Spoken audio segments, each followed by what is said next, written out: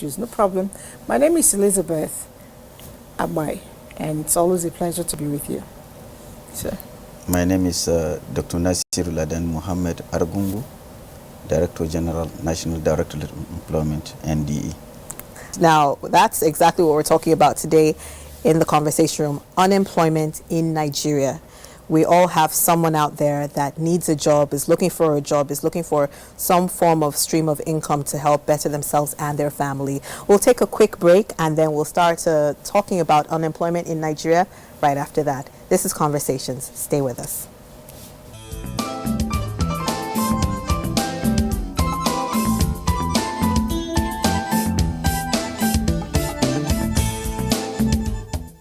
My name is Ademola Omaomi. I'm a graduate waiting to serve, and while I wait, I have decided to make my time useful by selling coconut oil. I make coconut oil for sale.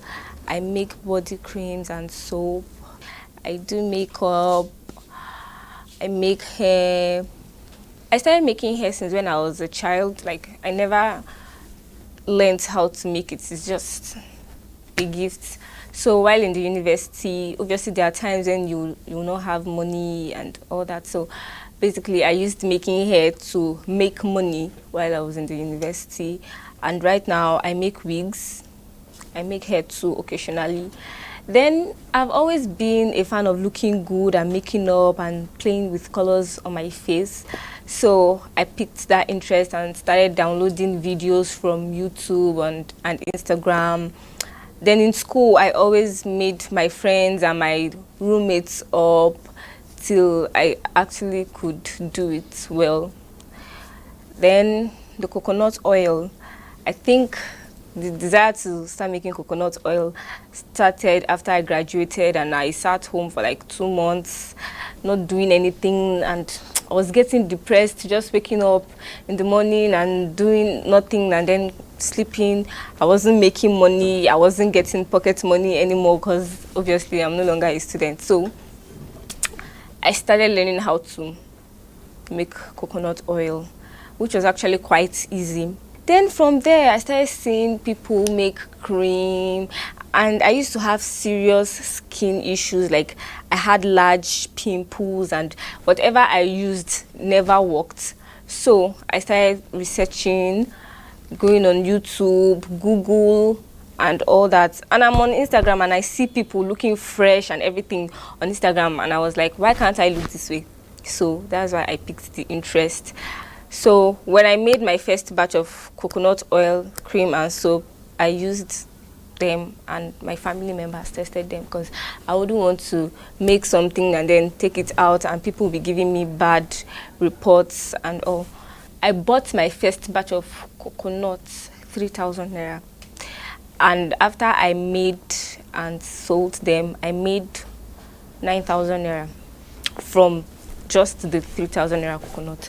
And after that, I bought the next batch I bought half bag of coconuts, and the sales improved. If you want to expand your business, if you want it to be something you would be proud of, I don't think you should start spending your profits immediately. I think you should pour it back to the business and you keep doing that until it becomes very large and you know, okay, even if I take this amount of money from my business, I won't suffer loss.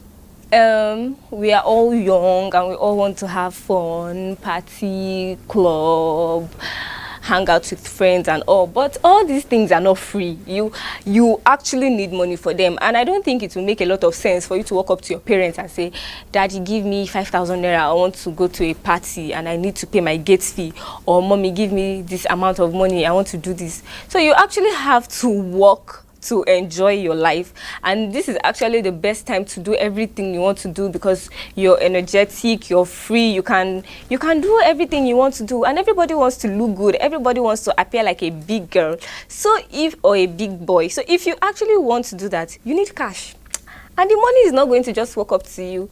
So I think it's better to learn something for the meantime before you get a white collar job. And even if you have a white collar job, it's actually always good to have something at the side. You need multiple streams of income to live the type of life you want to live.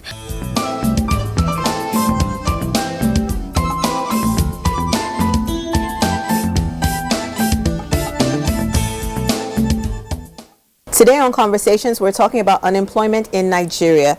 And like I said, it affects all of us. I have quite a number of people in my household looking for work, looking for something to do. And it takes a toll on my own funds, my salary, because I have to give them something.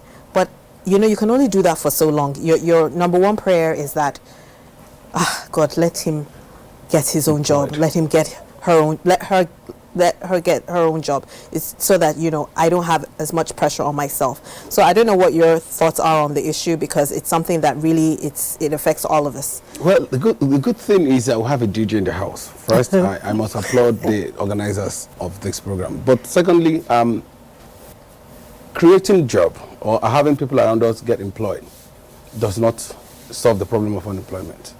I think it has to start from us, the individuals around us, from the university, because I was once unemployed and I made myself employable. I'm making myself employable, I'm employed.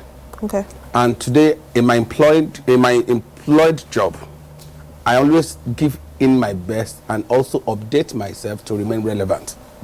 Most employees are not making themselves relevant. Most employees, most graduates today are not allowing themselves to become employable. Most of them are people who want to have someone keep them and pay them money and do their job. I happen to also be an employer of labor. I have people who work for me, and I'm speaking from experience.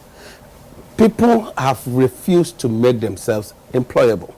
It was as a result of my experience in the university. I had a program called the Student Entrepreneur, which I might also discuss with Oga later, on how to get yourself out.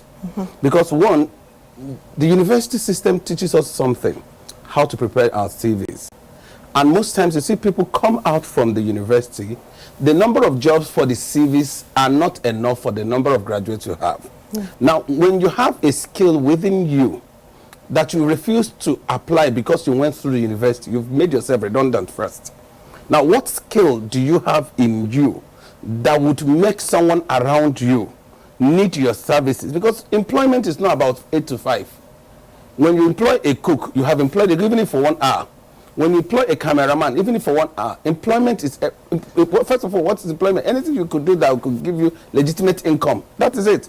We've found ourselves in a society where it has to be, you must not tie, you must dress well, you have to go to work at 8 and close by 5. That's not it. Chukuma, you talked about CV. Sorry I have to cut in, but I didn't want to let it go before I forget. You know, the CV you talked about, the schools teaching us how to prepare CV. I don't even think that it's well done. I have a friend who was opening an IT, establishment, and called for. She was just looking for like 6 people to work for her, who were computer literate, and by the time she went online to announce it, we got more than 400 CVs. Definitely. And she asked me to help her, check those CVs and see the ones, that are viable. She can't possibly do all that alone. And she wanted to be, as objective as possible.